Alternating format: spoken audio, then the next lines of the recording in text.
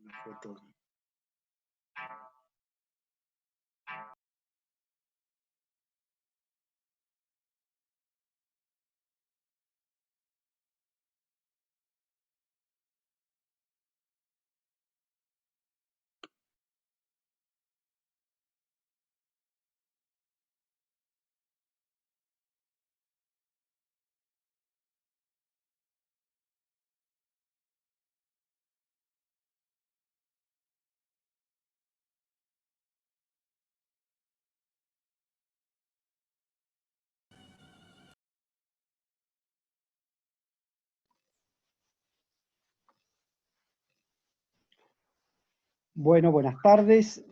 Soy Mario Burgos, el secretario ejecutivo de Sociedad Civil en Red. Para quienes todavía no nos conocen, Sociedad Civil en Red es un espacio de referencia de la sociedad civil argentina conformado por 6 redes diversas que funciona hace 3 años con el apoyo de la Unión Europea y tiene como misión el fortalecimiento del sector, proponer el trabajo en red y lograr la incidencia en políticas públicas. Y en primer lugar, hemos trabajado con el estudio y la elaboración de propuestas del marco regulatorio que concierne a nuestras organizaciones. Entendemos que el rol que juegan estas organizaciones en nuestro país requiere un marco que fortalezca el sector, que promueva su tarea y que no le genere obstáculos que muchas veces le impiden cumplir con su misión cabalmente. En esta línea es que proponemos este ciclo de 3 webinarios. El primero sobre el marco regulatorio de registro y control. Luego tendremos dentro de 15 días uno sobre el marco laboral. Y por último, 15 días después, uno sobre el marco fiscal. Para este primer webinario, que versará sobre las cuestiones de registro y control de las organizaciones, algo que concierne a las distintas jurisdicciones de nuestro país, hemos invitado y agradecemos, y agradezco en nombre de toda la mesa de redes, al doctor Guillermo Ragazzi. Ustedes saben, para quienes no lo conocen, Guillermo Ragazzi ha sido en dos periodos inspector general de justicia de la Ciudad de Buenos Aires, es profesor y consultor, y sobre todo es una persona que ha trabajado mucho y al que le agradecemos mucho el trabajo en nuestro grupo de marco regulatorio, porque es un poco considerado como el decano por sus pares y por todos los que estamos trabajando con él, al que le agradecemos mucho su sabiduría y su caballerosidad que lo distingue. Bueno, ya le daremos la palabra a Guillermo.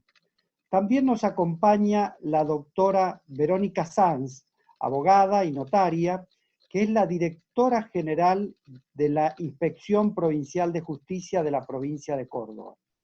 Como les decía, la temática que vamos a abordar hoy es de jurisdicción provincial.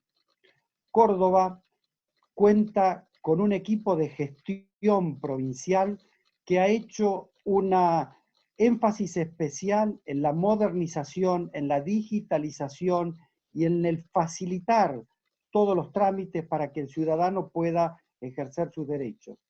Creemos que es muy importante poder compartir la experiencia de esta provincia argentina y le agradecemos, por supuesto, a la doctora Verónica Sanz que hoy tenga este tiempo para compartir con nosotros. Y por último, presentamos a Jocelyn Nieva, una querida amiga y colega que conoce mucho la Argentina, que ha vivido en Argentina. Ella está participando hoy desde Washington porque es la responsable para América Latina de ICNL, el International Center for Non-Profit Law, que es una organización que busca promover una mejor normativa para el sector. A Jocelyn le agradecemos que acompañe con tanto esmero y con tanta sabiduría el sector social argentino. De hecho, un estudio que vamos a presentar hoy lo hemos hecho con el apoyo de ICNL y también ha colaborado con otras propuestas normativas. Los dejo con Laura Tafetani, la doctora Laura Tafetani, que es la coordinadora del equipo de marco regulatorio de nuestro proyecto, en el que trabajan cerca de 14 o 15 profesionales, a los cuales también les dedico nuestro agradecimiento, que lo hacen en forma voluntaria y con mucho entusiasmo y con mucha dedicación. Bueno, que podamos disfrutar de esta exposición. Laura. Bueno, buenas tardes. Buenas tardes. Realmente muy contenta de estar en este espacio, compartiendo las distintas dificultades y propuestas a esas dificultades en nuestro sector, en el convencimiento del rol fundamental que jugamos en un Estado democrático. En primer lugar, la Mesa Legal y Fiscal de Sociedad Civil en Red se constituyó armando, digamos, un programático de aquellas cuestiones legales y fiscales que requerían realmente un reglamento de un análisis, pero también de tener la fortaleza para hacer las propuestas, ¿no? No es sentarse solo en el reclamo, sino también en la posibilidad de construir esas propuestas que obviamente, cuando son construidas desde el propio sector, son normativas o resoluciones, o lo que vamos planteando, que están más cerca de las propias necesidades que vamos planteando. El marco de estas propuestas, que nosotros llamamos agenda de acuerdos, se trabajó en particular lo que hace a las cuestiones de lo que son los marcos legales de la jurisdicción. En nuestro país federal tiene obviamente las normativas que corresponden a cada provincia, a cada jurisdicción, y que en general no es su espacio dentro de las discusiones, ¿no? Discutimos obviamente los marcos nacionales, que inciden de poder trabajar, pero hay un espacio en el cual, que tiene que ver más con el cotidiano de los organismos de control y de registración son organismos que están cercanos, pero regulan gran parte de nuestra vida. Y además tiene esa riqueza que en lo federal, ese organismo puede adaptarse, puede trabajar también las particularidades que tienen las organizaciones dentro de cada jurisdicción. Yo creo que fue un acierto haberle dado espacio en la agenda, de tener en cuenta, porque solo tomar el carácter federal realmente que debe tener nuestra legislación, sino también es un normativo que en general se lo ve como de poca importancia, ¿no? Está claro que los nacionales inciden en esos marcos, pero también es cierto que hay muchas modificaciones que se pueden realizar en esas jurisdicciones y que no requieren de esperar esos cambios profundos que necesitamos, en particular, que eso también lo va a desarrollar seguramente Guillermo, en cuanto a legislación de fondo, en lo que implica la libertad de asociación, ¿no? Entonces, yo creo que este trabajo que va a presentar Guillermo y que tiene la riqueza de poder ser compartido con la provincia de Córdoba, porque es la provincia que quizás vimos más reflejados esos cambios que necesitamos, y el aporte de Jocelyn, que ella viene trabajando a nivel la necesidad del cambio normativo. Yo creo que es un buen espacio, un buen ámbito para poder no solo exponer el trabajado, las modificaciones que se fueron haciendo, sino también una perspectiva de empoderamiento. Que el tema legal no es solo de expertos, que el tema legal, si nosotros no lo tomamos con fuerza, entendiendo una importancia muy grande en nuestras organizaciones, porque tiene su impacto para cuando obstaculiza, porque uno no solo plantea la remoción de obstáculos, sino también está planteando la facilitación y el fortalecimiento para nuestra democracia son de suma importancia. Así que realmente un gusto de poder coordinar esta mesa, como voy a decirlo, de gente que tiene una trayectoria tan importante, y por supuesto otro ámbito para poder debatir en forma posterior y seguir en ese camino que significa la normativa que tanto necesitamos para el funcionamiento y para las perspectivas de nuestras organizaciones. Así que buenas tardes a todos y le dejo la palabra al doctor Guillermo Ragazzi. Bueno, muchísimas gracias Mario, muchísimas gracias Laura por esta oportunidad de estar nuevamente con ustedes, participando en una actividad de la red. Voy a compartir pantalla, a ver si se puede.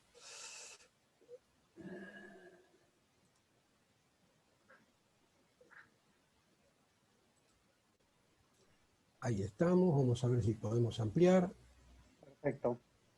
Bien. Bueno, como decía, mi agradecimiento, por supuesto, a Laura, Mario, por esta presentación. Lo de Mario y esa palabra decano que dijiste allí al pasar en la presentación, lo tomo más que nada por una cuestión de edad, nada más. Y te agradezco. Bueno, como decía Laura, en realidad nosotros, junto con Laura y con Guillermo Cánova, presentamos un informe que es un relevamiento que hicimos en 12 jurisdicciones, entre ellas la Ciudad Autónoma de Buenos Aires y luego las provincias que allí ustedes están mirando. Este relevamiento significó un trabajo de campo, en el sentido de que fuimos a las provincias, nos contactamos con las autoridades locales, también con personas vinculadas con las organizaciones sociales del lugar para tener información directa sobre cuál es su vínculo con los organismos de Contralor. Analizamos la legislación local, también las páginas web de cada uno de los organismos, de modo tal que hicimos un informe de cada una de ellas, de estas jurisdicciones, lo elevamos a un documento, luego este documento lo volcamos a un informe, y ustedes lo que van a escuchar hoy es una muy prieta síntesis, porque tengo el tiempo muy acotado, de lo que nosotros volcamos en un documento que ha sido publicado en una colección que la Sociedad Civil en Red tiene y que denomina Marco Legal de la Sociedad Civil en Argentina. Creo que este documento, que está por supuesto en un libro, creo que está a disposición de todos aquellos interesados y que lamentablemente por este tema de la pandemia no se pudo repartir. De modo tal que lo que vamos aquí a escuchar o van a escuchar es una muy breve síntesis, pero por supuesto que quedamos a disposición de todos ustedes para profundizar algún tema que les pueda resultar de interés. De modo tal que, bueno, podemos ya comenzar. Y creo que el primer párrafo con el cual nosotros presentamos este informe, más o menos traduce la idea que nos ha llevado tanto a Guillermo como a Laura a mirar esta fenomenología, este tema del marco legal de las organizaciones de la sociedad civil. Nosotros decimos ahí que ocupa un lugar relevante para el fortalecimiento de la sociedad civil, el conocer, el indagar el marco legal, profundizar cuáles son sus aspectos positivos, negativos, y en todo caso formular las propuestas necesarias. Y esto lo decimos porque es propio del Estado Social de Derecho consolidar la existencia de estas entidades, dado su importancia, su impacto social, y los fines o finalidades, en definitiva, no lucrativas de bien común, de interés general, que persiguen. Yendo a cuestiones creo, voy a tratar de ser lo menos jurídico posible en la presentación, la más sencilla, pero por lo menos quiero sí dar algunos datos. Algunas asociaciones tienen rango constitucional. Recordemos simplemente las asociaciones de consumidores, las comunidades aborígenes, las asociaciones sindicales y los partidos políticos. Estas asociaciones y estas entidades tienen rango constitucional, están legisladas en la Constitución. Pero cuando nosotros hablamos de las organizaciones de la sociedad civil, yo creo que estamos hablando siempre de la sociedad civil en movimiento. Yo denomino así, la sociedad civil activa. Y si ustedes miran todas estas organizaciones, que son representativas en definitiva de las organizaciones de la sociedad civil, que representan a través de sus actividades las múltiples objetivos que se desarrollan a lo largo y a lo ancho del país. Pensemos las asociaciones civiles, las fundaciones, las simples asociaciones, que allí están en aquellos lugares de la Argentina profunda, donde de pronto nos llegan las grandes organizaciones, pero sí está la sociedad de fomento, el centro cultural, el centro de jubilados, una biblioteca popular, los bomberos voluntarios, un club. Todo esto le da de pronto a esa localidad, a ese lugar, una identidad propia, ¿no es cierto?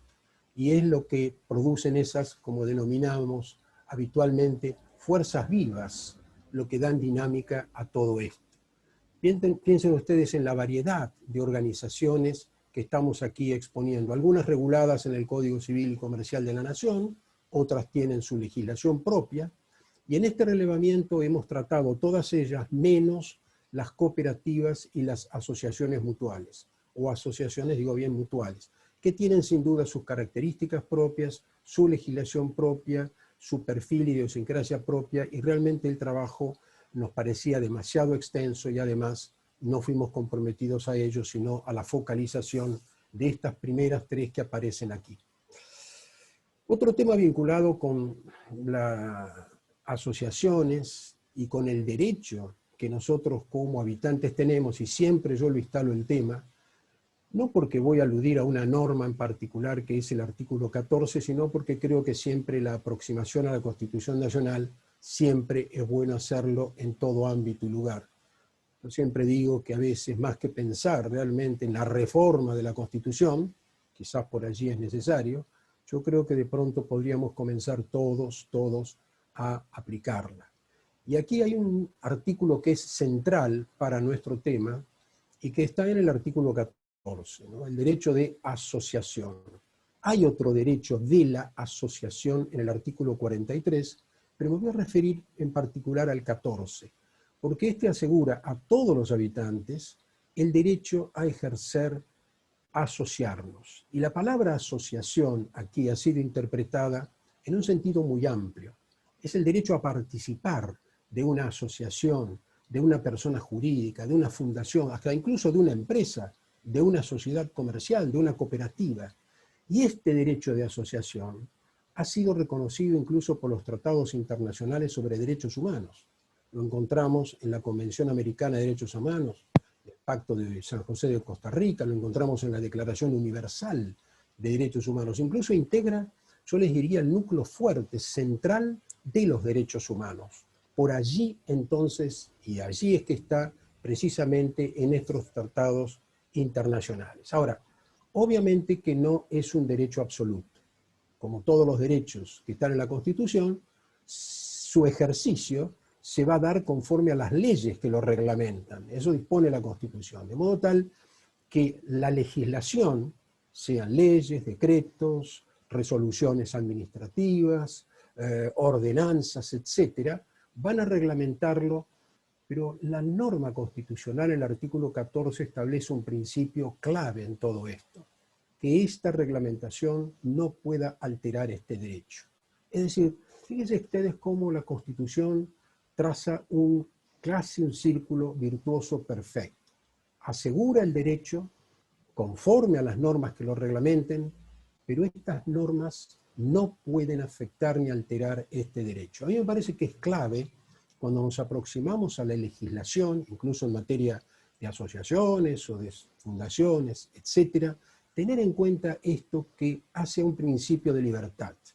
El hecho de que realmente nosotros tenemos el derecho a crear asociaciones, de participar en asociaciones. Cuando digo asociación lo estoy diciendo en término amplio, de elegir a las autoridades y de ser elegido, de retirarme, de renunciar. Y este es un derecho que tenemos que cuidar mucho cuando casualmente en algunas reglamentaciones, cualquiera sea su categoría, vemos que puede estar en peligro. Ahora, ¿cómo aseguramos estos derechos? Yo aquí he planteado un tema, y lo voy a ir rápidamente porque el tiempo no da, pero recordar lo que me parece clave, es el tema de la participación ciudadana. La participación ciudadana que encuentra, digamos, andamiento en lo que llamamos el capital social no entendido como el capital financiero, o el capital económico, o el capital en materia societaria, sino el capital social como esa fortaleza que tienen las sociedades y las comunidades que se nutre de la participación, del compromiso, del sentido de pertenencia y de identidad, y ese sentido de otredad. La otredad que da poner la mirada en un otro. Y poner la mirada en un otro es considerarlo como tal. Y yo lo necesito para establecer con él un diálogo. Y ese diálogo me interesa como ciudadano, porque yo voy a aprender, recordando a Sócrates realmente, con lo que la otra parte me va a decir, porque vamos juntos en el disenso a crearnos y a fortalecernos. Este capital social está estrechamente vinculado con la calidad de las democracias. Y está comprobado que en aquellos países donde existe una fortaleza en el capital social, la calidad de la democracia mejora. Y en aquellos países en donde el capital social es muy débil o muy tenue, la democracia comienza a perder fortaleza. Es decir, es muy importante esto porque el capital social también está vinculado con el reconocimiento de las instituciones y al valor que los ciudadanos le dan a la ley.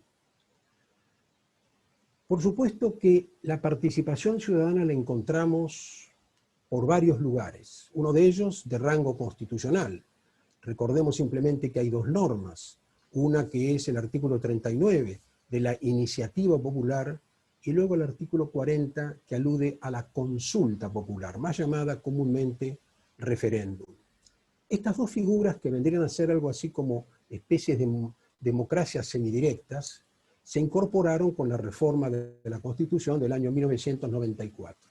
Ahora, cuando comenzamos a mirar la experiencia que hemos tenido en estos años sobre la participación ciudadana, vamos a ver que iniciativas populares creo que sobran los dedos de una mano de aquellos que a partir de la firma de un número determinado de ciudadanos se propone una ley al Congreso de la Nación. Yo recuerdo por lo menos 3 o 4 leyes que hayan surgido por este mecanismo constitucional. Y si miramos la experiencia en materia de consulta popular, no existe ningún caso. Los memoriosos recordarán quizás y me lo advertirán, bueno, en algún momento hemos consultado un referéndum, sí, pero eso fue con el tema del Beagle en el año 1989, y yo estoy hablando de esta institución constitucional que ingresó a la Constitución en 1994. Ahora, también hay otros canales de participación, y estos canales son las normas, las leyes que permiten a los ciudadanos realmente canalizar sus inquietudes, crear asociaciones civiles, simples asociaciones y fundaciones. Y hay una norma central en todo esto, que es sin duda el Código Civil y Comercial de la Nación, que a partir del año 2015, en una forma sistemática, ordena en ese cuerpo normativo la regulación de las asociaciones civiles, simples asociaciones y fundaciones. Yo sobre el particular tengo una mirada muy crítica, en primer lugar porque el sector social no fue convocado, de modo tal que no pudimos elevar nuestra opinión sobre los proyectos que se iban en ese momento puesto a consideración. Hemos por allí escrito algo y algunas de las cosas que escribimos fueron tomadas en el proyecto definitivo, pero lo cierto es que el sector social como tal no fue convocado. Y a mí me parece que esta falta de convocatoria se traduce entonces en una normativa que es excesivamente reglamentaria, casuística, con reminiscencias de la Ley de Sociedades Comerciales. Y es una regulación, y especialmente en el tema de fundaciones, carente de actualidad, de realismo. Y en última instancia, y esto para mí es lo más importante de las regulaciones de fondo, y aún las reglamentaciones de tipo, digamos, local, es el no estimular la creación de estas entidades. Creo que las normativas deben propender a eso, deben propender a estimular, a acercar al ciudadano instrumentos que sean fáciles para que precisamente vea, advierta en ellos facilidades para constituir una sociedad, una asociación, una fundación. Y esto me parece que es clave por el valor que tienen dentro de la sociedad las organizaciones de la sociedad civil. Miren, yo muchas veces antes de la pandemia y recordando el valor de estas organizaciones, posiblemente por mis años quizás de experiencia en todos estos temas, siempre recordaba la crisis que tuvimos a principios de siglo, una crisis económica, política, pero de un impacto social enorme. Los índices de pobreza aumentaron considerablemente. Yo siempre rescaté y rescato el valor y la importancia que tuvieron las organizaciones sociales. Y lo digo claramente, si la profundidad de la crisis social no fue mayor, fue porque allí estuvieron las organizaciones sociales, de todo tipo, de toda entidad, como un modo de respuesta y de contención. Y esto lo decía yo antes de la pandemia. ¿Qué podemos decir hoy frente a esta cruel crisis que asobia y agota a toda nuestra comunidad? ¿Qué podemos decir cuando estamos viendo programas sociales que se están implementando para llegar a los lugares más vulnerables, para llevar a nuestras poblaciones que lo necesitan? Y allí está el valor. Podríamos señalar decenas, centenares de ejemplos. Y entonces, cuando uno ve el valor que tiene la sociedad, las organizaciones de la sociedad civil, lo menos que puede reclamar, demandar, y eso es lo que nosotros y yo a través de estas palabras estoy haciéndolo, es, bueno, contar con regulaciones que lo estimulan. Y yo señalo al final de esta filmina que no hay una norma de fomento en el Código Civil y Comercial de la Nación. Y esto no es excusable, porque existen antecedentes en la legislación comparada, y podemos mirar varias legislaciones actuales, en donde casualmente a las organizaciones sociales se la fomenta. Entrando directamente en el tema de las propuestas. Estas propuestas yo las voy a dividir en la presentación. Tirano, ¿eh? Estamos ¿Cómo? con... El tiempo es tirano, así que nos va a quedar 5 minutos. Ah, bueno. Recién comenzamos. Bueno, yo esta propuesta las he dividido entonces en decisiones autónomas, es decir, que los organismos propios pueden tomar, y esto es una conclusión del relevamiento que nosotros hicimos, en donde realmente rescatamos de muchos organismos de control aquellas cuestiones que nos parecían interesantes, que nos parecían constructivas, propositivas, y que nos parecía importante instalar en el documento como modelos, quizás, a proponer. Luego cada organismo dirá si es un modelo a seguir o no. Entre ellos el instrumento constitutivo. El Código Civil introduce una expresión que las asociaciones y las fundaciones necesitan crearse a través de un instrumento público. Algunos organismos han interpretado escritura pública. Y creo que esto es un error. Otros organismos han interpretado que en realidad puede constituirse por un documento privado con la intervención de un funcionario de cada uno de los organismos, y esto le da el carácter de instrumento público, y creo que este es el camino a seguir y nos parece que esto es una iniciativa muy importante. Instalar la idea de la necesidad de un instrumento privado y no escritura pública. Puede parecer un tema menor, pero cuando nosotros encontramos algunas organizaciones que nos dicen yo quisiera constituir una asociación civil, pero nos exigen escritura pública, nosotros no tenemos dinero, y efectivamente, eso es un valladar inicial que priva a muchas organizaciones de alcanzar, digamos, un trámite para alcanzar finalmente la autorización para funcionar. Un tema muy importante que algunas provincias ya lo han iniciado es la segmentación. No es posible que los mismos requisitos y recaudos se le impongan a las grandes organizaciones que tienen recursos y tienen incluso personal administrativo para atender y cumplir estos requisitos, de aquellos que están trabajando con sectores vulnerables, etc., o sectores sensibles. De modo tal que la segmentación parece ya un requisito ineludible. Hay criterios que se han instalado para segmentar, y diríamos que en todo caso al segmento más bajo, al de menores, se les van a imponer menores requisitos, esos creo que deben tener una atención preferente. Es muy importante instalar modelos tipos de estatutos en forma opcional. Esto no significa que le vamos a privar a aquellos socios o asociados que quieran contar con un estatuto mucho más amplio, bueno, tener la oportunidad a través de la autonomía de voluntad de tener los estatutos que ellos consideren necesarios. Pero es interesante darles por lo menos marcos regulatorios mínimos a aquellos que realmente se inician, que no conocen mucho de estos temas, y sería muy interesante que los organismos provean de este tipo de estatutos optativos que existen. Creo que el tema de la era y del siglo, que es el siglo digital, es el empleo de medios digitales. Tengo entendido que la doctora Sanz se va creo, a ocupar de este tema. No quiero abordar más el tema, pero decirles que esto es clave. Hoy la tecnología nos provee medios que están a nuestro alcance.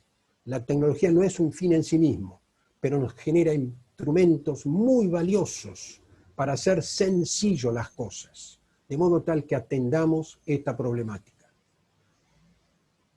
Voy a pasar a otros temas rápidamente. Propuestas en donde no solamente la decisión es de los propios organismos, sino que de pronto es externa a ellos. El alta de quit es muy importante si a la fecha de la registración y el retiro de libros se logra además el alta lo quit. Lo hemos visto en algunas provincias y lo generamos como propuesta. Ventanilla única. Esto es fundamental para evitar que seamos ciudadanos cadete, que seamos organizaciones cadete. No es posible dilatar tanto tiempo en el cumplimiento de entregar la misma documentación, sean estados contables, sean cambio de autoridades, a distintos organismos que en definitiva están ellos intervinculados. Ventanilla única.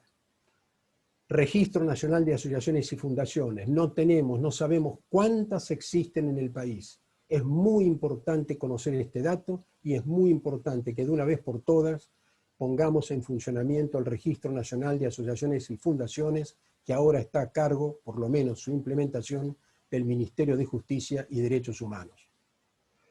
Propuestas orientadas al trámite en general. Hemos abordado in extenso también el documento este tema que está orientado. Menores costos, abreviación de plazos, creación de regímenes sencillos, amables, que estimulen la creación de entidades, como les decía, y supresión de algunas exigencias formales. Quizás para ese sector del cual estuve hablando en la segmentación más bajo, pensar ya en que quizás pueden hacer presentaciones sin firma de profesionales y bajo la firma de algún representante legal, presidente, secretario, tesorero, bajo declaración jurada. Estimulemos estos sistemas de responsabilidad, no solamente por la que tienen ellos en el cumplimiento de sus funciones, sino responsabilidad cívica. Creamos en la gente, creamos que el ciudadano va a cumplir y pensemos que esto es la mayoría de la gente y aquel que no cumple, que tenga la condigna sanción. También generar modelos de formularios para la presentación de estados contables, revisar el tema de dictamen de precalificación, quizás hoy se torna innecesario porque la calificación en última instancia lo hacen los funcionarios, y revisar el tema de vistas y observaciones. En general, este relevamiento ha determinado que hay vistas que se dan en forma recurrente, 2 o 3 veces, tratar de generar mecanismos de comunicación fácil a través del correo electrónico con las organizaciones y allanar todo lo que sean este tema de las observaciones, y fundamentalmente también, y esto va para todos los organismos, si se pueden llegar a uniformar criterios. No significa criterios únicos, pero por lo menos saber que en las distintas jurisdicciones existe sobre temas, por lo menos centrales y particulares, criterios que son compartidos. Ahora sí voy a terminar porque creo que me quedé sin tiempo, pero de cualquier forma podemos abordar alguno en particular. Yo recién pasé muy rápidamente. ¿Tengo un minuto más, Mario? ¿Uno? Bueno, yo pasé muy rápidamente resoluciones que dictó la IGJ en el ámbito de la Ciudad de Buenos Aires en este año. Y yo a esto lo llamo también incidencia de la sociedad civil, porque muchas de estas cuestiones que ha planteado acá, o todas, están en este documento que nosotros hemos planteado y presentado, y que está a consideración pública. La IGJ, bueno, tiene un procedimiento simplificado de constitución sin escritura pública, según el objeto de estas entidades. Esto es un paso enorme que ha dado el organismo. Yo me pregunto, y tendríamos quizás oportunidad de hacerlo y lo transmitiré, si esto se ha hecho para estas entidades que tienen estos objetos, ¿por qué no hacer lo mismo para todo tipo de entidades, fundaciones y asociaciones? Ha dictado la inspección un programa que se llama la Inspección General de Justicia en tu barrio de capacitación. Bueno, es algo que también nosotros hemos insistido. Ha creado recientemente 4 modelos tipo de estatutos para clubes de barrio, centros de jubilados, centros culturales, bibliotecas populares, en línea con lo que venimos sosteniendo. Y un plan de regularización de asociaciones civiles que ya lo habían instalado algunas provincias, Buenos Aires, Córdoba, pero me alegro mucho que también esto lo tengamos en la capital federal. Termino. Los desafíos. La pandemia nos ha planteado sin duda una, como ahora se dice, la normalidad, la nueva normalidad, cuyos contenidos y perfiles yo todavía no los tengo claros, pero sí lo que tengo claro, y creo que esto es compartido, la crisis económica y social en la que estamos y la que Argentina tendrá que dentro de pocas semanas o días o meses afrontar. Frente a esto creo que tenemos una visualización y una responsabilidad muy grande por delante. Quienes trabajamos en estos temas, quienes estamos en estos temas, que los conocemos muy bien, pero también los funcionarios. La pandemia, un acelerador no previsto para la transformación que el país demanda. Clave la participación ciudadana, generar mecanismos que la estimulen, porque la participación ciudadana hace a la calidad de la democracia, comporta compromiso, acción, pero también perseverancia. Creatividad, promover la creación de instrumentos legales y reglamentarios para las asociaciones civiles, simples asociaciones y fundaciones que sean innovadores y estimulen la participación de los ciudadanos.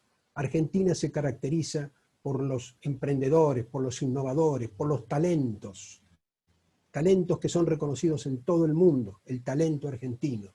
Y cuando hablo de innovadores y proyectos innovadores, digo que innovar, sencillamente, es hacer más simple la vida de la gente y generar un diálogo constructivo entre las distintas organizaciones y con el sector público. Y la red, a través de este trabajo, a través de este informe, trata de generar este diálogo, poner a disposición de todos los funcionarios y de todos los organismos el trabajo que se ha realizado. Y quedamos a disposición, por supuesto, para juntos trabajar y, si es posible, pensar ese país que tanto nos demanda, tanto nos interpela y que realmente tanto debemos para ello hacer y construir y dar respuestas suficientes. Perdón si me excedí unos minutos, Mario, y a todos quienes me escucharon. Discúlpeme, traté de condensarlo lo más posible. Este es un documento, se imagina, mucho más amplio, mucho más vasto, pero quedo a disposición de ustedes y les agradezco mucho la atención que me han podido prestar. Muchas gracias, Guillermo. Gracias, y es muy valorada tu participación, por lo menos en el chat ya lo están valorando. Hemos puesto el documento que mencionó Guillermo, es un PDF que está en el chat. Bien. Muchas gracias, Guillermo. Y antes de dar la palabra a Verónica Sanz, quería recordarles que vamos a establecer el sistema de o en el Zoom para poder luego, en el tiempo que nos quede, tratar de canalizar la mayoría de ellas. Entonces paso la palabra a Verónica Sanz, directora general de Inspección de Personas Jurídicas de la provincia de Córdoba. Gracias por aceptar compartir este encuentro.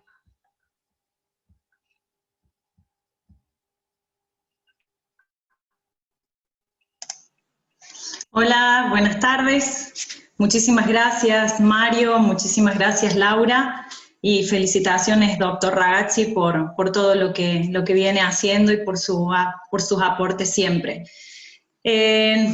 Bueno, y muchas gracias a todos ustedes por estar del otro lado y por manifestar este interés por un tema que nos interesa a todos. No sé si se me escucha bien y si se alcanza a ver la pantalla que estoy compartiendo. Perfecto. Bueno, es un gusto para mí poder contarles cuál ha sido la experiencia digital en IPJ Córdoba, en este proceso que ya lleva casi 4 años. Y cuando hablamos de experiencia digital, es casi directa la asociación que se hace siempre con la tecnología. Y la tecnología primero se incorporó a la vida privada, y luego fue incorporándose a la actividad pública de a poco. Y esto ha ido cambiando el paradigma en la relación entre el ciudadano y el Estado, por supuesto. La incorporación de la tecnología en el Estado no siempre ha sido uniforme, ni siquiera dentro de nuestra provincia lo es, porque obedece a distintas finalidades o distintos objetivos. En Córdoba, es muy desigual la aplicación de la tecnología, incluso en las distintas reparticiones. Lo que sí podemos decir que es clara la decisión del gobernador de Córdoba, Juan Schiaretti, en avanzar en esta digitalización y modernización de lo que es la administración pública. Esta postura del gobernador se ve claramente, a ver si... en la sanción de la ley 10.618, es una ley que ya tiene un poquito más de un año, en donde se receptan una serie de principios que son básicos, principios de simplificación y de digitalización, que vienen a regular la relación del ciudadano con la administración. Esto cambia los paradigmas de lo que se consideraba una norma de la administración pública, porque enfoca o toma como centro al ciudadano y no ya al agente público. Estos principios son, básicamente se los voy a comentar muy lento porque me interesa hacer hincapié en otras cosas. La administración electrónica dice que la administración pública provincial de aquí en adelante tiene que ser electrónica, va a migrar todo hacia las herramientas de tecnología de información y comunicación. Los expedientes de la administración también tienen que ser digitales. La identidad de las personas, todos tendríamos que tener, para vincularnos con el Estado, una identidad digital. Esto lo obtenemos a través del ciudadano digital. La firma electrónica o firma digital para cerrar los trámites. Domicilio electrónico, los que somos abogados sabemos la importancia que tiene establecer un domicilio. Sabemos que las notificaciones no son válidas en determinados contextos, entonces la declaración de un domicilio electrónico nos ahorra mucho tiempo y nos simplifica los trámites. Y la gestión a distancia, que sostiene que la administración pública debe tender necesariamente a realizar gestiones a distancia siempre que sea posible. Y esto de principio ahora con la pandemia, porque nos ha dado la razón, digamos, de que los servicios se pueden prestar mejor aún en estos contextos. Y el último de los principios que establece la ley es el de interoperatividad o interconectividad. Este principio es bastante innovador porque sostiene que cada entidad pública tiene que tener un sistema ordenado y una base de datos ordenada que pueda dialogar con la base de datos de otra organización también del Estado. Esto es a los fines de que no pidamos documentación que tiene el Estado al ciudadano, que termina haciendo de cadete, como decía el doctor Ragazzi recién, de una repartición a la otra, llevando documentación que el mismo Estado debería proveer. Nosotros iniciamos este proceso, no puedo pasar, ahí está. Nosotros iniciamos este proceso de modernización con el objetivo de generar una IPJ más moderna, más eficiente y más cerca de las personas. Pero muchas veces cuando hablamos de modernización la gente piensa que se trata de comprar un sistema y de aplicarlo directamente a una función o a una repartición.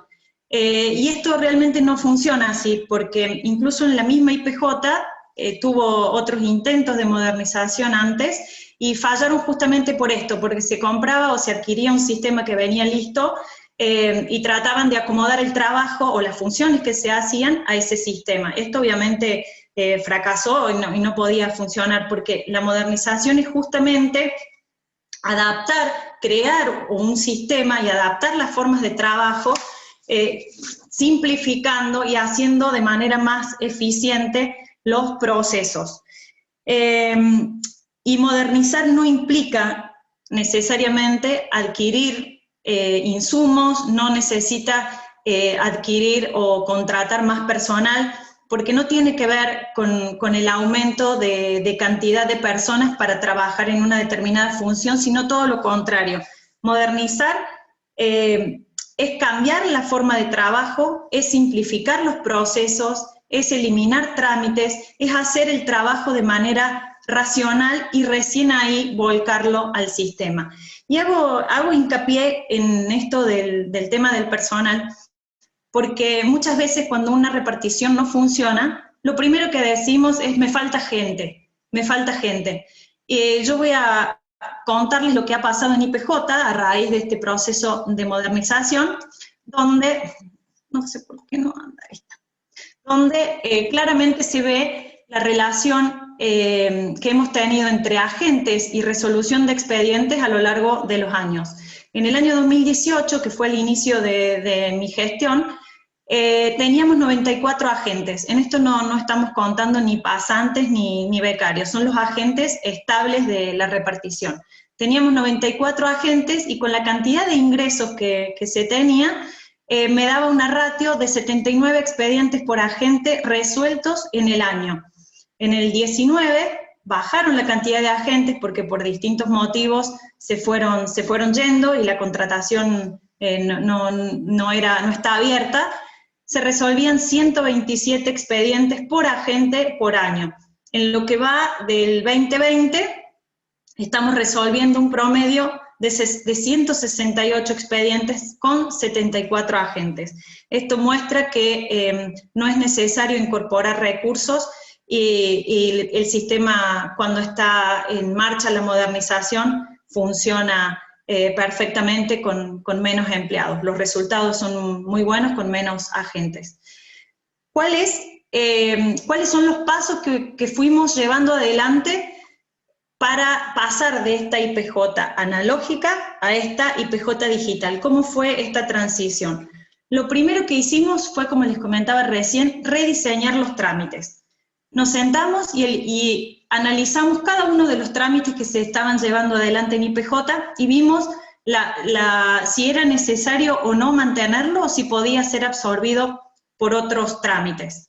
Así, por ejemplo, eliminamos el requisito o el trámite de la preasamblea. Esto quedó absorbido directamente por la presentación de la asamblea una vez que se realizó, y se eliminaron otros trámites también, como por ejemplo la asamblea ordinaria simple con la presentación de balances en las sociedades. Por efecto de esta acción, en IPJ hoy se administra la mitad de los trámites que se administraban en el año 2016. Otro de los pasos que dimos para modernizar fue la eliminación de los requisitos. Se analizaba cada trámite y se reveía qué documentación se pedía. Si a esa documentación la teníamos porque la habíamos pedido con anterioridad o la podíamos obtener dentro del mismo estado o en alguna repartición del estado existía, procedimos a ir eliminando estos requisitos. Por ejemplo, en IPJ, en un caso muy, muy concreto, cada vez que una entidad presentaba un expediente de una asamblea, por ejemplo, de una asociación civil, cada vez que ingresaba le pedíamos el estatuto. Teníamos el estatuto archivado en el registro público y 700 veces en los expedientes que tramitaba. Entonces dijimos, no pedimos más lo que se supone que ya tenemos o deberíamos tener. Otra de las acciones, que esto fue muy importante, pero a la vez es lo que más nos ha costado, es realizar una interconexión con otros organismos para facilitar y para agilizar la operatoria del trámite. Nosotros realizamos convenios con AFIP, con Bancor, que es el Banco de la Provincia de Córdoba, y con el Boletín Oficial. Con AFIP, porque a través de la IPJ, es la IPJ la que envía la información a la AFIP devuelve la quit, y esta quit se le notifica a través del correo electrónico al ciudadano. El ciudadano no tiene que ir a la AFIP a tramitar su quit, sino que con la ventanilla única de IPJ realiza el trámite. Lo mismo pasa con Bancor, con todos aquellos trámites que requieren una integración de capital o un pago de tasa. El ciudadano directamente se vincula con IPJ se comunica con Bancor, y a través del sistema se le otorga el quit online, se le devuelve al ciudadano este quit donde él realiza el depósito, y además, una vez finalizado el trámite, se le devuelve también de manera digital el aporte a la cuenta que sea declarada por el ciudadano. También esta interconectividad la realizamos con el Boletín Oficial, como les comentaba recién. Antes el ciudadano tenía que ir y publicar el Boletín Oficial. Esto dilataba muchísimo los tiempos y además aumentaba el margen de error. Muchas veces publicaban cosas que no tenían que publicar o faltaba de publicar algunas cosas. Esto ahora se encarga el agente de IPJ, que directamente, una vez terminado el trámite, la carga del trámite, envía el edicto para que sea publicado por el Boletín Oficial. Esto, además de ser un servicio muy importante para el ciudadano que no tiene que dirigirse al BOE, ha reducido mucho el margen de error y por lo tanto una causa de rechazo de los trámites. Algo que fue muy innovador, porque también en la modernización, como dice el doctor Ragazzi, hay que innovar, fue que planteamos estos dos procesos innovadores. Uno es la optimización por el tracto registral. ¿Qué significa esto? Que si una entidad tiene un trámite ya presentado en inspección y este trámite todavía no ha sido resuelto, no puede presentar otro hasta que ese finalice. Por otro lado, también este proceso de optimización implica que si no presentó un trámite que corresponde de fecha anterior, no puede presentar el posterior. Es una especie de bloqueo para asegurarnos que se cumple el tracto y que se respeta el tracto. Otro de los principios es el de la validación simplificada. Este proceso es para disminuir los tiempos de tramitación específicamente, y además nos ayuda a ordenarnos y a restar burocratización, porque reduce el estado de los trámites a dos estados: o aprobado, porque corresponde la aprobación y la inscripción, o directamente ese trámite se rechaza. Se rechaza e implica que el ciudadano tiene que volver a presentarlo. Pero en esta resolución, cuando se rechaza el trámite, se indican específicamente cuáles son las causales de esa resolución. Entonces el ciudadano vuelve a ingresar el trámite, pero tiene en cuenta cuáles son las causales de rechazo. Entonces, para nosotros, primero, que nos simplifica el tiempo de tramitación, y además sabemos que el trámite anterior fue presentado y por qué razón fue rechazado, y estudiamos el trámite circunscripto a esas causales. Como toda modernización, requiere la incorporación de tecnología. Hemos distinguido la tecnología según dos grupos. Si la tecnología fue orientada para el servicio del ciudadano o para ser aplicada, sobre todo dentro del organismo en una gestión interna. Aquellas que son orientadas al ciudadano, tenemos la herramienta del Ciudadano Digital, que es una plataforma que ya existía previamente a la modernización de IPJ, que es una plataforma tecnológica que reúne los trámites generales de la provincia. Hay muchísimas reparticiones que tienen trámites digitales, están englobadas en esta plataforma. El portal de trámites es un portal de trámites propio de IPJ, que se desarrolló también en este proceso, ahí podemos encontrar absolutamente todos los trámites que se realizan en IPJ. Hoy todos los trámites, el 100%, son digitales. Este portal está abierto las 24 horas, así que se reciben trámites durante todo el día. ¿Cómo funciona? El ciudadano ingresa al portal de trámites, elige el trámite que quiere realizar, va cargando los datos, cumple paso por paso, porque si no, no puede pasar a la instancia siguiente, y anexa y sube la documentación requerida. Una vez que el trámite está finalizado, eso ingresa a IPJ y es estudiado por alguno de los agentes. Una vez que el agente comienza a estudiar, el ciudadano ya puede conocer cuál es el estado de ese trámite, puede saber quién lo tiene, dónde lo tiene, y hacer un seguimiento de cuando el trámite está listo. Una vez que el trámite culmina, el agente emite la resolución, con firma digital y se la envía al correo electrónico declarado por CIDI como domicilio especial. Otra herramienta es el turnero web. El turnero ahora en pandemia ha quedado prácticamente en desuso, pero con todos los trámites digitales también, ya les voy a contar qué es lo que estamos haciendo con la atención virtual.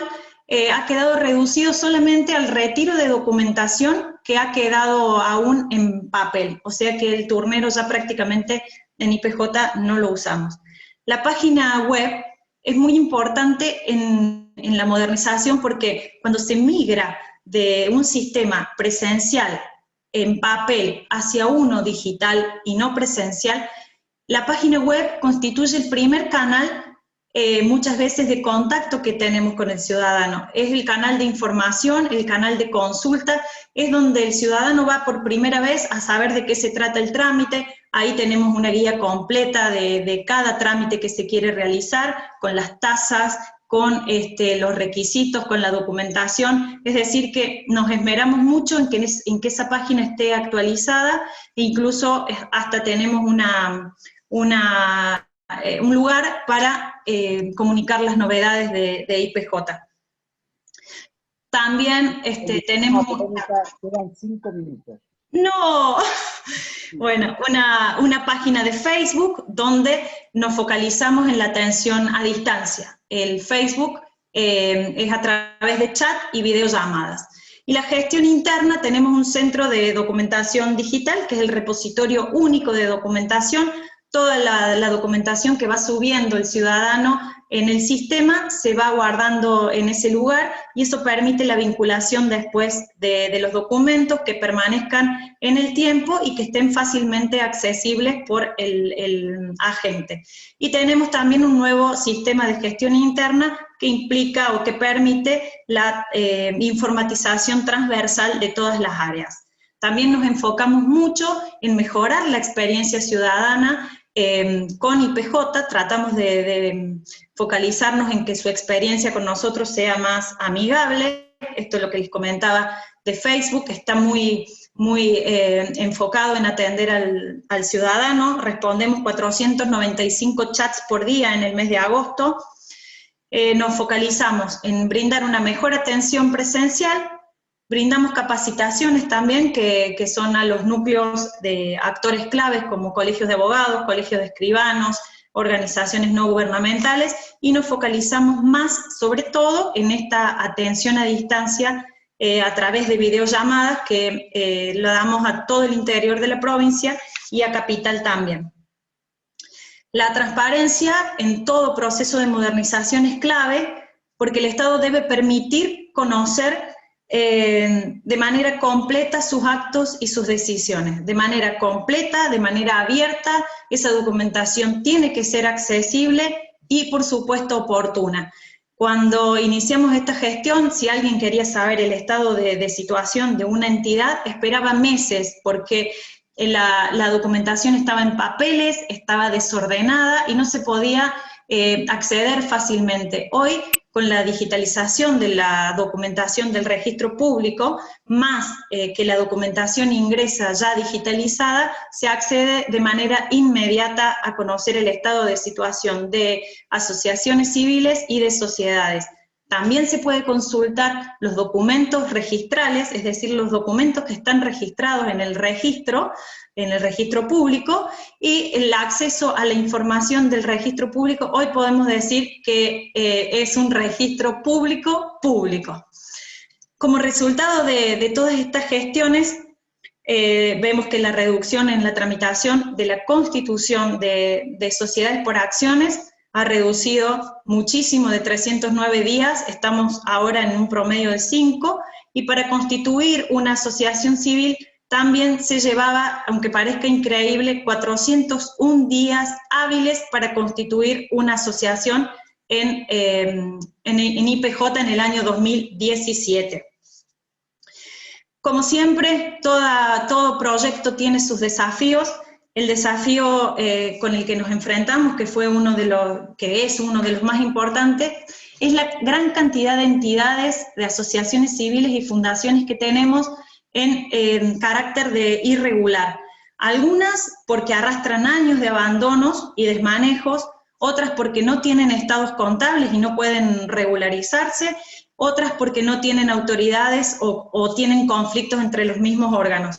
Con los recursos limitados que tenemos en IPJ y con la forma en que se realizaban estas comisiones normalizadoras o esta intervención, era casi imposible poder abordar una respuesta o tener una acción por parte del organismo que sea equilibrada a lo que necesitábamos hacer. Agudizando el ingenio, y lo voy a hacer corto, se nos ocurrió hacer un contacto con el Colegio de Abogados para profesionalizar este proceso de regularización de entidades.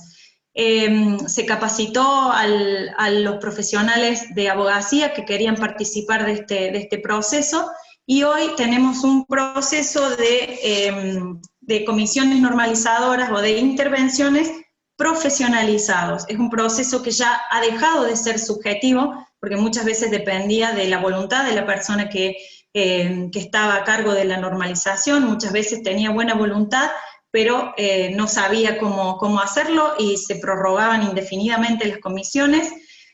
Hoy un profesional está a cargo de la comisión normalizadora y lleva adelante este proceso, por supuesto que reduciendo el riesgo de fraude que muchas veces se daba. Han sido muy conocidos los casos en Córdoba, en los cuales las comisiones normalizadoras se desprendían de bienes para perjudicar a los asociados o a la comunidad en general. De esta manera tenemos mejor capacitación de parte de los profesionales y esperamos, bueno, que esto sea realmente positivo. Empezamos a tener un operativo de regularización de organizaciones no gubernamentales, pero enfocado sobre todo en aquellas que detectamos que había un mayor riesgo de fraude, esto es, con aquellas entidades que tenían inmuebles a su nombre. Para esto hicimos un trabajo junto con el registro de la propiedad. Primero buscamos en nuestra base de datos todas aquellas entidades que estaban irregulares. Era un listado inmenso. Lo cruzamos con la base de datos del registro. El registro nos devuelve un listado de propiedades que estaban a nombre de las entidades que nosotros le habíamos presentado en la lista. Y bueno, y haciendo un pequeño conteo o selección, definimos que las entidades que tenían una irregularidad mayor a 5 años eran las que iban a entrar en esta primera etapa del operativo. Se redujo a 142 entidades. Así que procedimos a regularizarlas, a intimar a estas entidades para que regularicen su situación por carta documento, de las cuales, por supuesto, siempre uno obtiene respuestas, en algunos casos y en otros no. De los que obtuvimos respuestas, regularizaron el 21%, se presentaron a IPJ a regularizar directamente su situación, un 70% se presentó a manifestar que tenían intenciones de regularizar, algunos solicitaron comisiones normalizadoras o intervenciones, y otros están en plazo para celebrar la asamblea.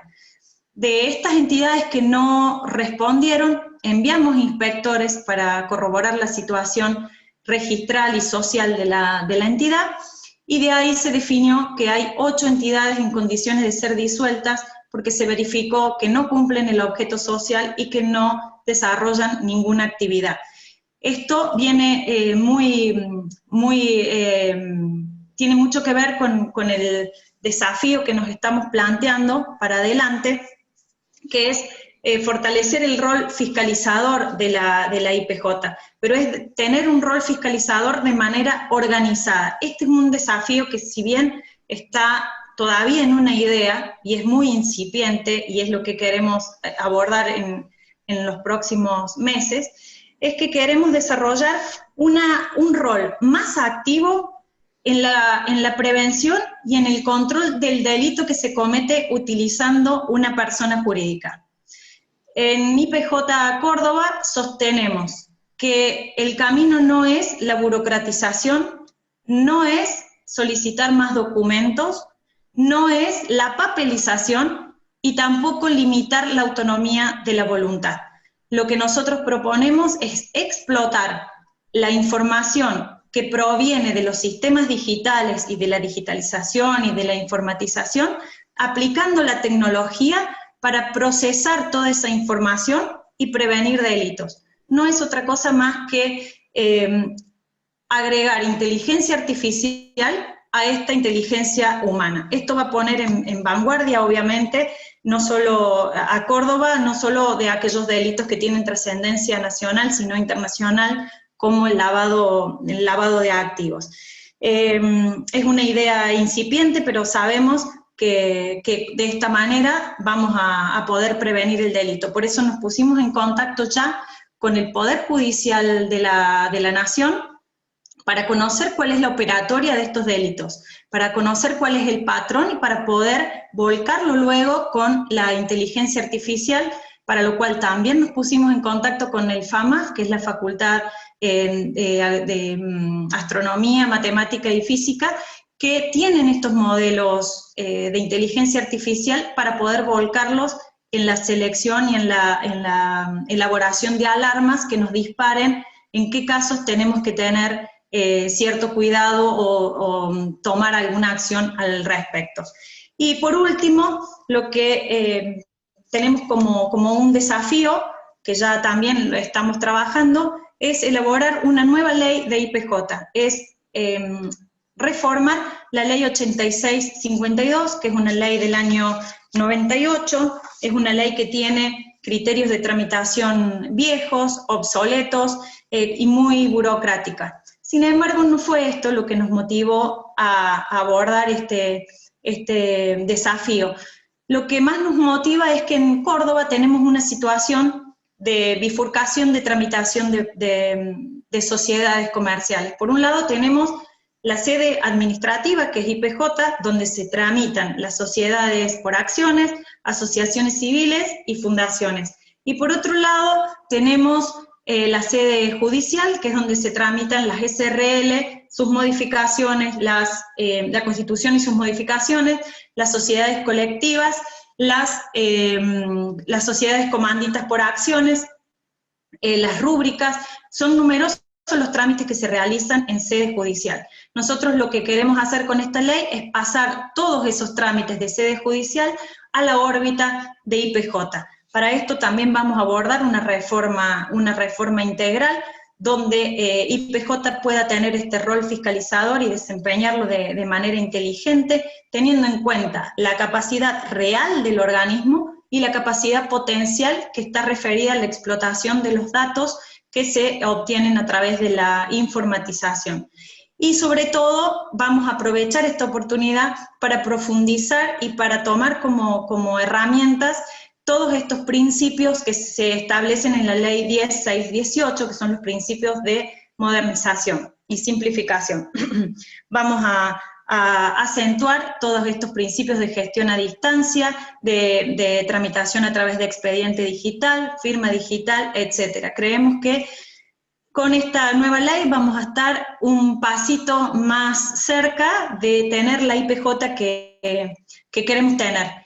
Y sabemos que el camino de la modernización es un camino sin fin, mientras existan avances tecnológicos que podamos aplicar. Sabemos que queda muchísimo por hacer y eso nos incentiva, y por nuestra parte vamos a seguir siempre aportando nuestro granito de arena para que así sea. Muchas gracias. Muchas gracias. Muchas gracias. Bueno, muchas gracias, Verónica, y además porque da esperanza, como toda propuesta pionera que se pone en práctica y que además demuestra los resultados, realmente es un avance para las aspiraciones que tenemos. Así que muchas gracias por haber sido ejemplo en este sentido. Gracias a ustedes. Nos voy a pasar la palabra a Jocelyn Nieva, asesora legal para América Latina de ICLN, y acompañado el proceso de nuestra investigación, y también tiene un aporte muy en la legislación comparada y a una mirada internacional, que a veces pensamos que los problemas los tenemos solo acá, pero que esto sucede también en otros países de América Latina. Bueno, Jocelyn, bienvenida y muchísimas gracias por estar con nosotros y nosotras. Bueno, muchísimas gracias, Laura, Mario. Un gusto, un honor realmente participar en este panel. Yo he tomado muchos apuntes, me impresionaron las dos presentaciones y espero que me entiendan, espero que no se corte la comunicación. Muchísimas gracias por la invitación de participar en este encuentro hoy. Les felicito mucho. Yo solo antes de empezar en mi presentación quisiera resaltar algunos temas que escuché de Verónica. Esa descripción, yo apunté, un enfoque en el rediseño de trámites, eliminación de requisitos, interconectividad a través de una ventanilla única y explicación de motivos por rechazo de trámites. Esas 4 características son todo el contrario de lo que vemos como una tendencia a nivel global. Y por los comentarios que leí en el chat, son un modelo para ser copiado en toda la Argentina y a nivel regional. Yo conozco el informe que Guillermo presentó. Me alegra muchísimo que ese informe resalta el buen ejemplo de la legislación y las prácticas de Córdoba, porque realmente es un modelo importantísimo para seguir. Y yo voy a hablar un poco más de eso en un rato, cuando resalto el contraste entre ese modelo progresista y las prácticas y la legislación típica en América Latina. Bueno, comienzo que he tenido el placer de colaborar con varios de los participantes en este seminario a través de los años. Veo caras conocidas y colegas queridos. Yo quisiera compartir algunas observaciones, no solo desde la óptica del derecho internacional y comparado, sino desde una óptica histórica. Primero comienzo con unas palabras sobre mi organización y mi papel. El Centro Internacional para la Ley Sin Fines de Lucro, o ICNL por sus siglas en inglés, es una organización sin fines de lucro que tiene como misión colaborar con socios a nivel mundial, igual que varios que están participando aquí en esa llamada, para promover entornos legales más favorables para el trabajo de las organizaciones de sociedad civil. Yo soy la asesora principal legal para América Latina y el Caribe.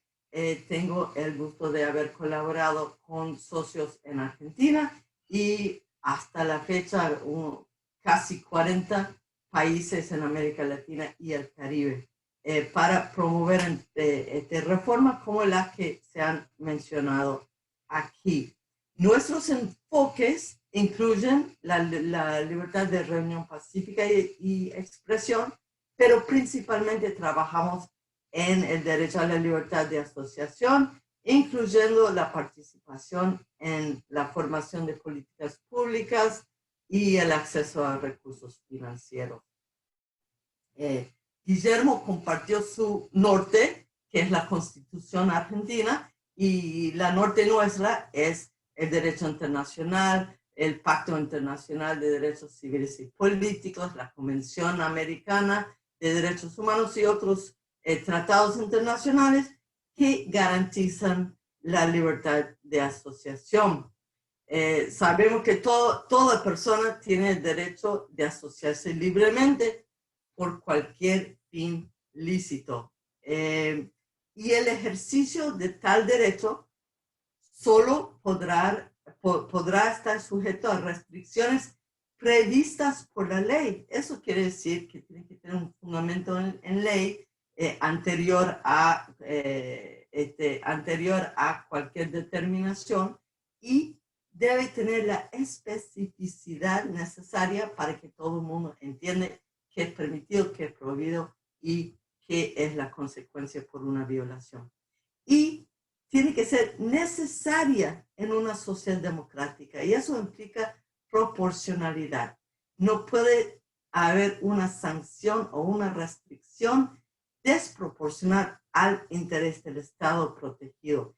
Y cualquier interés del Estado debe tener un fundamento en la seguridad nacional, seguridad pública o del orden público o para proteger la salud o la moral o los derechos y libertades de los demás.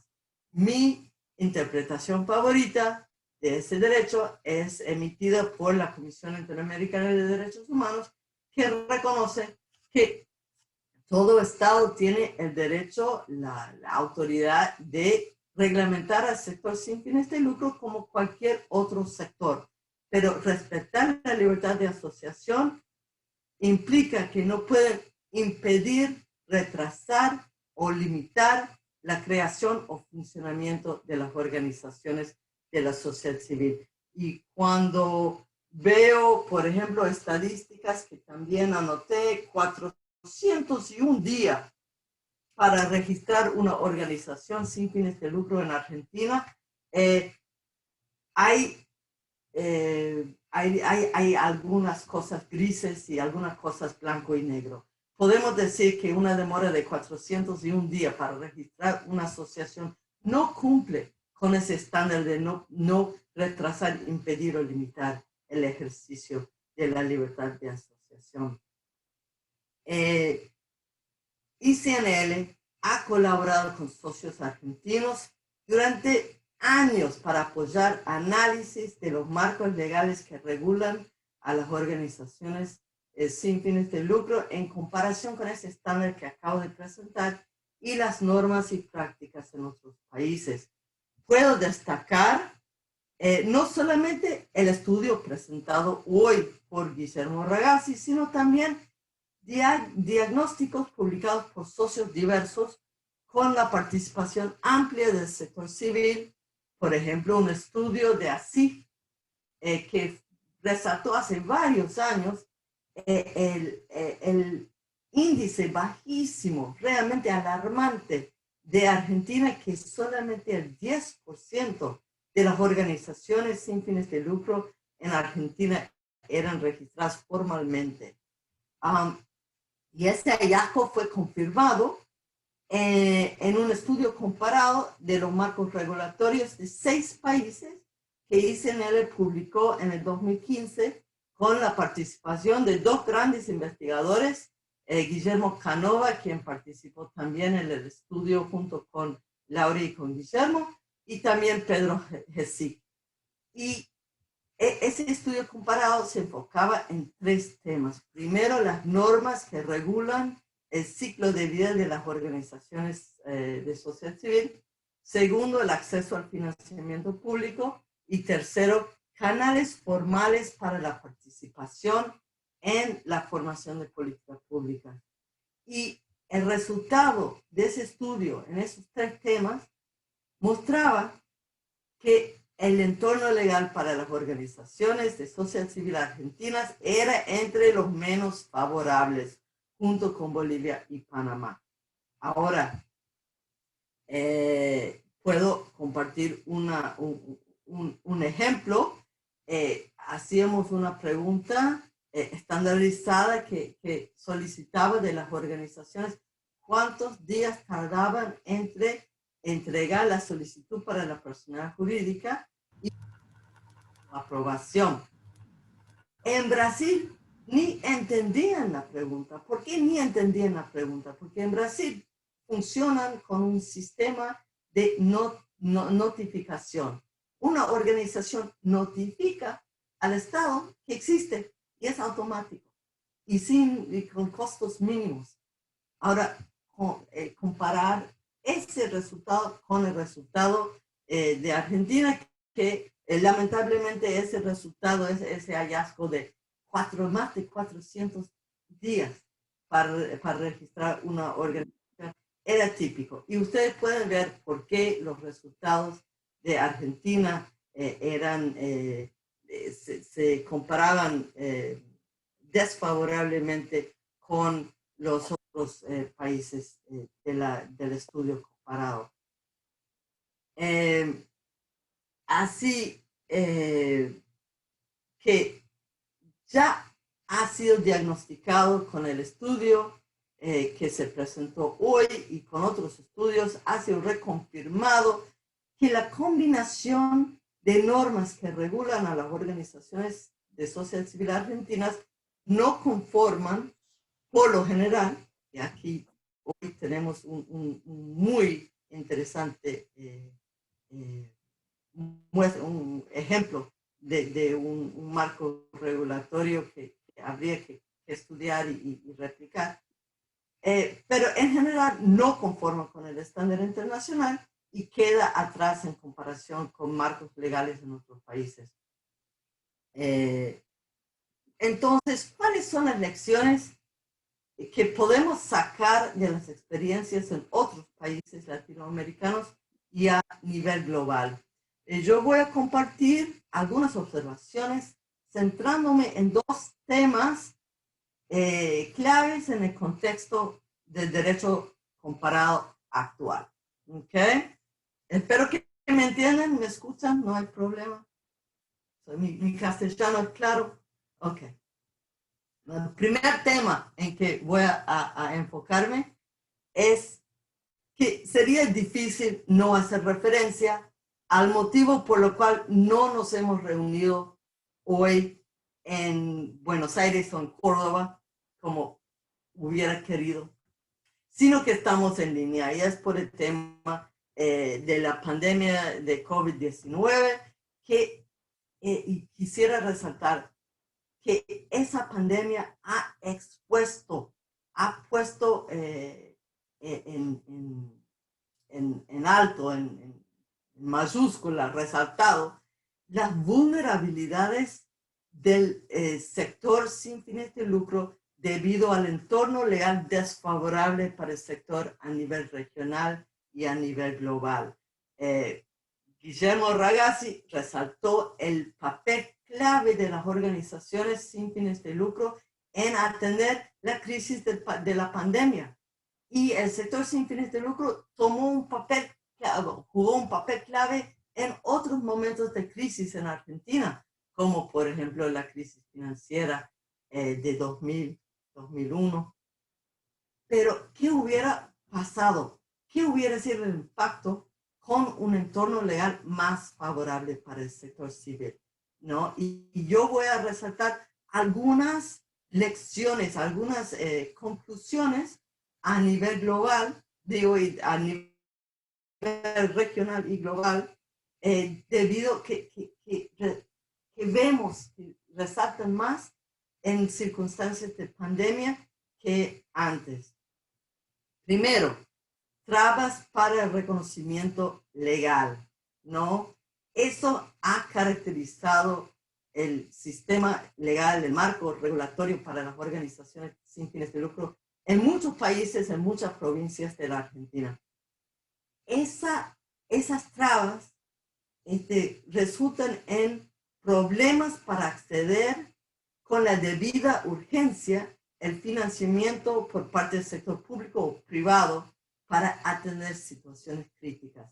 Sin esas trabas, podrían haber aportado más las organizaciones. Eso vemos en muchos países en la región. Es un problema compartido que se nota más, es generalizado, pero se nota más agudo el problema en situación de pandemia.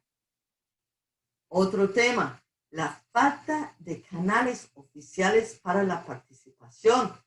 Guillermo Ragazzi resaltó el derecho a la participación y problemas en realizar ese derecho. Ese problema, esa falta de canales para la participación del sector civil, bueno, ha contribuido a la exclusión del sector sin fines de lucro en diálogos sobre soluciones a esa crisis. Si esos canales hubieran existido, si hubieran sido protegidos bajo la ley, establecidos, garantizados bajo la ley, hoy por hoy las entidades sin fines de lucro tendrían un alcance mucho más fácil a la mesa para discutir soluciones a la pandemia.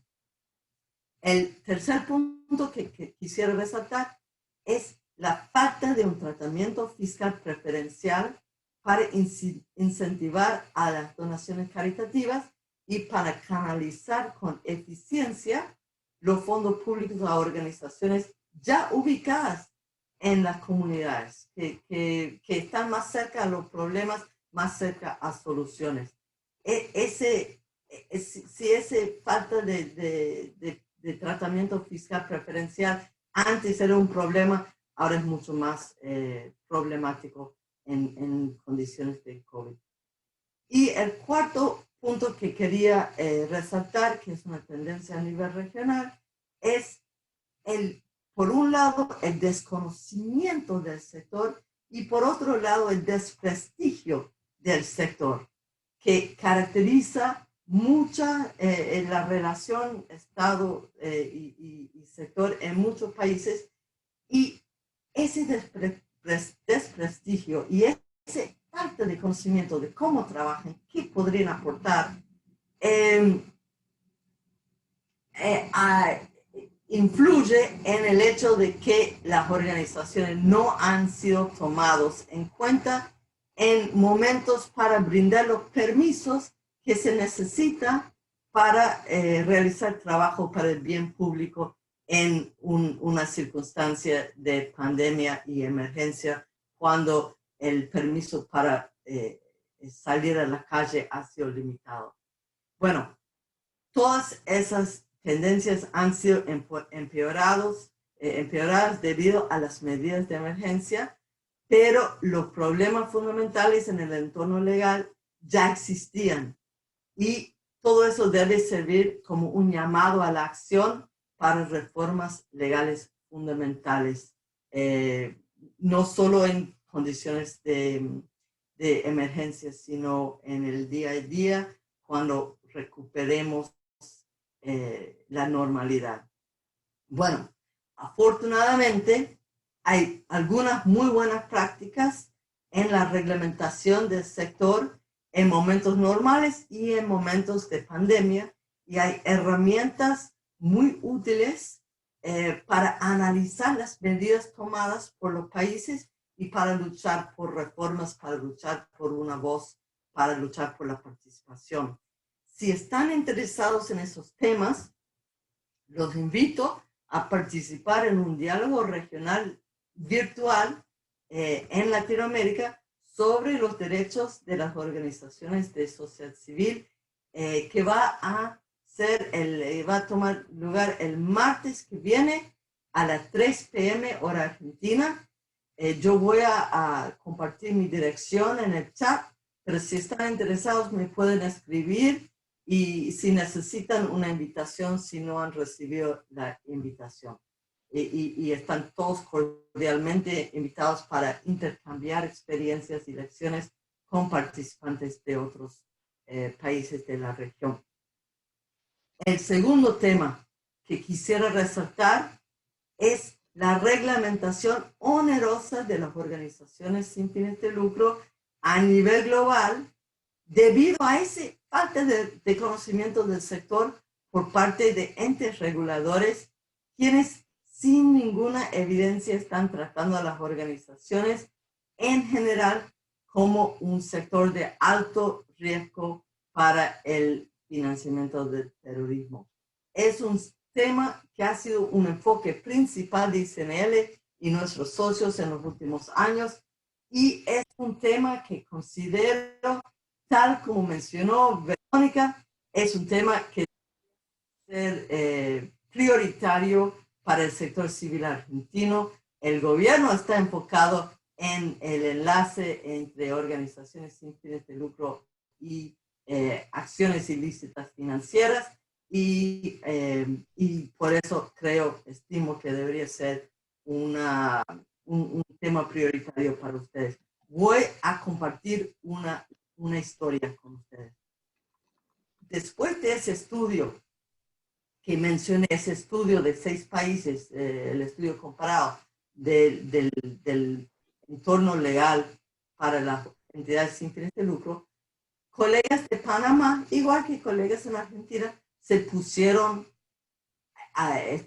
manos a la obra y empezaron un proceso participativo a nivel nacional en toda Panamá para armar un proyecto de ley.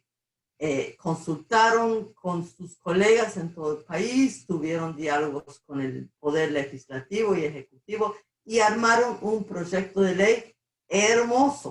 Cuando escucho al ejemplo de Córdoba, me hace recordar, porque era realmente un muy buen paso, un marco legal favorable para el sector.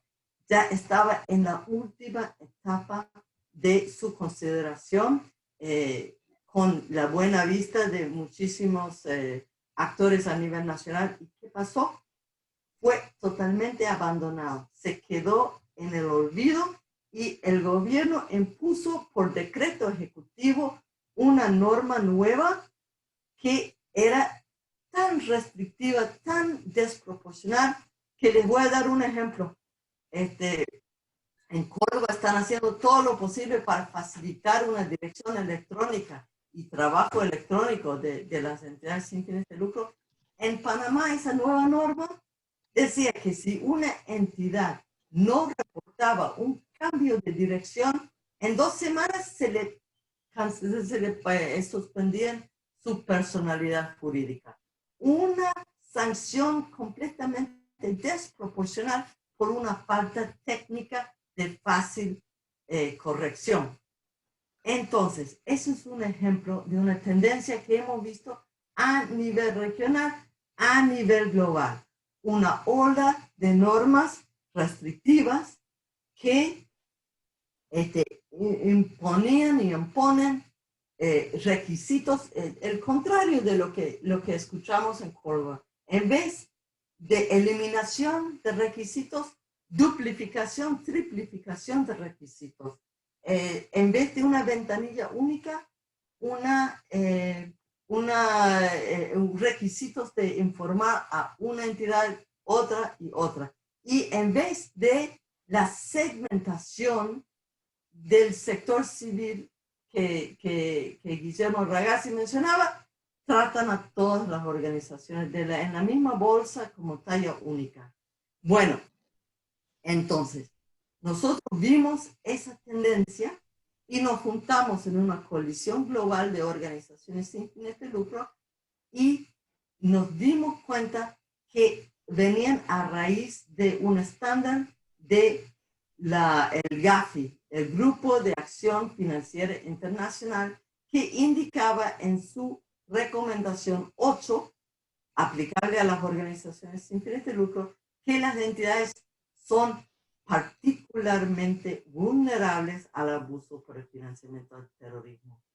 Las entidades o de los miembros de la coalición nos juntamos y presentamos evidencia al GAFI que primero no era cierto, que las organizaciones sin fines de lucro no son particularmente vulnerables al abuso, y segundo, que estaban interfiriendo en su ejercicio de la libertad de asociación y limitando el trabajo legítimo caritativo de las organizaciones.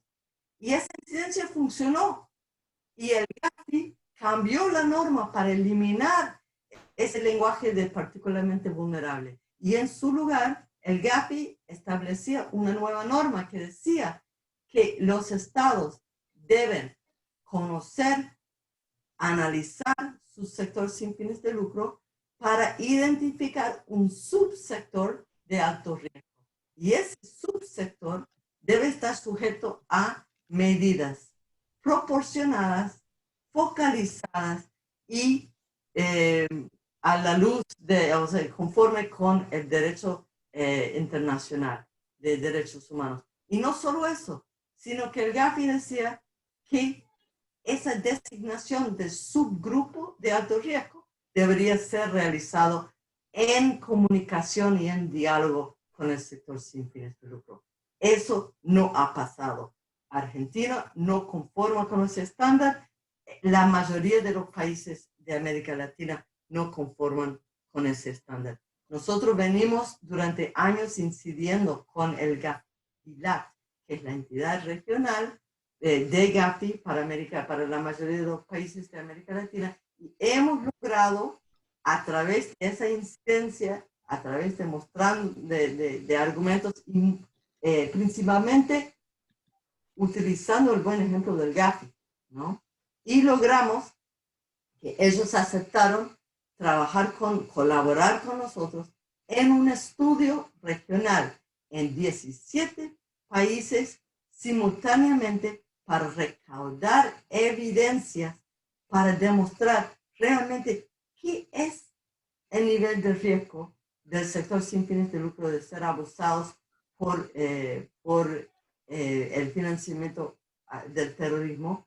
Y segundo, ¿qué ha sido el nivel de cumplimiento del país con este nuevo estándar muy favorable? Ese logro ganado por las organizaciones sin fines de lucro hasta ahora desaprovechado, ¿qué ha sido la reglamentación por parte de los países?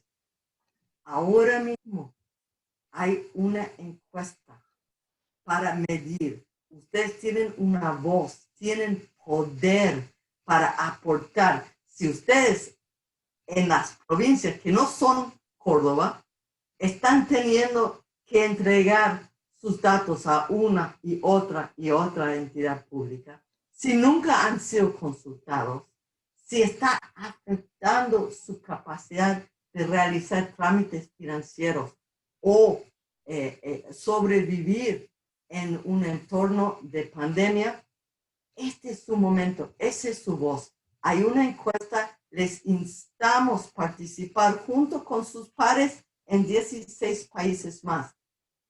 Su voz es lo que nos da credibilidad y legitimidad en ese estudio. Si no participan, si no aportan su realidad, entonces es una tremenda oportunidad desaprovechada. Así que les instamos, esa encuesta está abierta hasta este viernes, y realmente hasta el lunes, si podría haber una extensión. De nuevo, voy a escribir mi dirección en el chat y les pido, por favor, si no tienen acceso a esa encuesta, les pido escribirme, yo les pongo en contacto, su voz es importantísimo. Y les cierro con una última observación. Esta oportunidad es única. El GAFILAC va a tomar sus aportes y van a ser incluidos en un informe oficial regional para América Latina. Y el GAFI, a su vez, está mirando. Y ese ejemplo va a ser llevado a otras regiones del mundo. Así que tienen una oportunidad de hacer lo que Córdoba ha hecho, ¿no? Lo que el gobierno de Córdoba ha hecho. Una oportunidad de aplicar evidencia, analizar un problema para aportar soluciones para el bien del sector sin fines de lucro, no solo en Argentina, no solo en su provincia, no solo en todo el país de Argentina, no solo en América Latina, sino a nivel global. Comparto mi dirección, agradezco el espacio y me saludo. Gracias.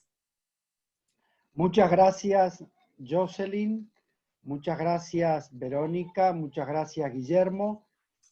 Bueno, hay algunas preguntas de orden técnico solamente que los vamos a contactar por mail. Este webinario va a estar en el canal de YouTube y próximamente a través de la plataforma de Sociedad Civil en Red va a comenzar un curso de capacitación sobre estas cuestiones legales y fiscales que tienen que ver con la conformación y todos los trámites de las organizaciones. Es un curso para aprender o para refrescar información. Va a estar el doctor Ragazzi como profesor, así que me imagino que ha sido una tarde de lujo. Ha estado un poco más largo de lo que pensábamos, pero yo creo que la tecnología también nos ha permitido, primero, tener a Verónica y a Jocelyn presentes.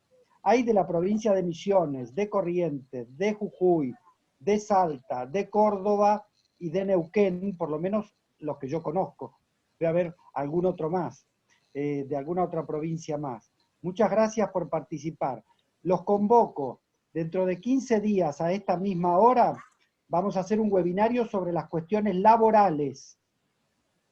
Sobre Sociedad Civil en Red tiene un proyecto de trabajador sociocomunitario y una mirada sobre la realidad del trabajo en las organizaciones. Dentro de 15 días tenemos un espacio como este.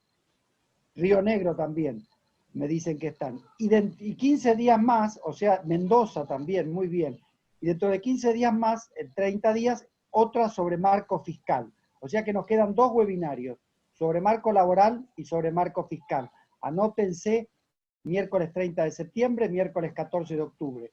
También tenemos una encuesta sobre la realidad de las organizaciones en la Argentina, que es un poco larga de contestar. Tenemos más tiempo, tenemos todo septiembre y hasta octubre, así que primero contesten esta que pide Jocelyn, que también la vamos a publicar en nuestras redes de Sociedad Civil en Red.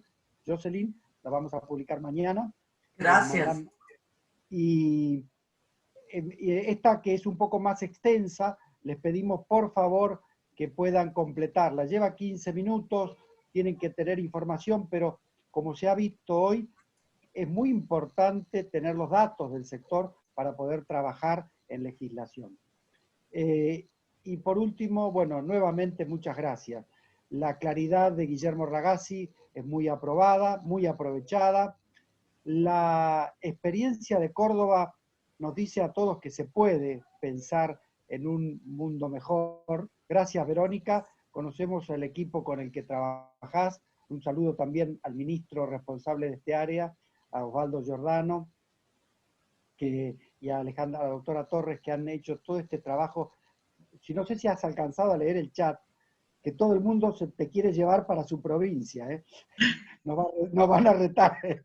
Sí, la verdad que muchas gracias, es muy importante el trabajo que está haciendo en modernización el ministro Giordano, está trabajando también en la modernización del registro de la propiedad, y ahora también le han pasado a su órbita el registro civil de la provincia, así que también está modernizando el registro civil. Y muchas gracias a todos por sus comentarios, la verdad que es muy, muy gratificante y da mucha fuerza para seguir adelante en este camino que creemos que es el correcto.